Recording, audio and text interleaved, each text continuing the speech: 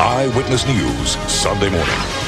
Coming up next on our show, one local group turns a tragedy into an opportunity. Thanks for staying with us. This is a great story. 5 years ago, one man decided to take a tragedy and turn it into something good. The African Center for Community Empowerment started as a way to develop inner-city youth and to strengthen the bonds and ties within inner-city families. And joining us to tell us more is the founder, Saywalah Kesselly. Thank you so much for coming in. Thanks, Michelle, for having me. We're so glad to have you. Tell us about what started this group 5 years ago. You started it, but what was the reason? About 5 years ago, there were two young men I was very close to, Neil White and Thomas Johnson. Both of these young boys were shot and killed through a senseless street violence that took place in the Rockaways. At the end of the day, I said to myself, what does it take to get involved? I have a kid of my own. Do I wait until my family falls victim to this senseless street violence before I get involved? So I decided to get involved. And so in May of 2003, I quit my job as controller at a mid-sized company to go jumpstart the organization. I have served in that capacity for the past 2.5 years without a paycheck. And so in July of 2003, we opened the center, and basically that's how we got started.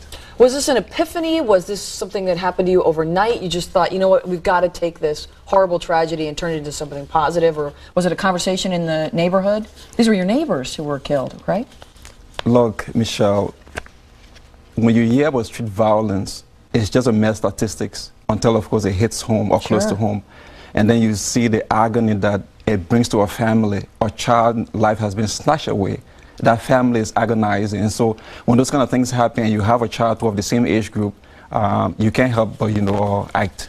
And for me, that's how I got started. What kind of changes have you seen in the community since you started the program? It's been phenomenal. Yeah. Over the last 2 years, the after-school program, we've seen a promotion rate of 93% in all of the kids. For those that we prepare for the citywide, we've seen 100%, passing rate. And some of the kids that we have in the mentoring program, you see a very dramatic impact on how they've behaved, since they came into the program. So we've seen a transformation of a lot of these kids, before our very eyes. So for me, this is encouraging. And this is a mentoring program, one-on-one. You brought a lot of the artwork. Tell us about what the kids do. What do they do? When does it take place? Who funds it?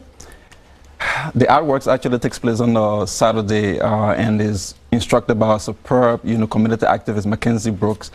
This lady pours her heart to these kids, and these are kids that we take off the streets and all of that. Some of the parents bring them in. And if you look at the artworks there, these are kids from 7 through 14. The work that they are doing is phenomenal. If you look at the artwork, you think that they were done by pros. Really? Yes. What do you see happen to their self-esteem? Their self-esteem? Their self-esteem. Big difference?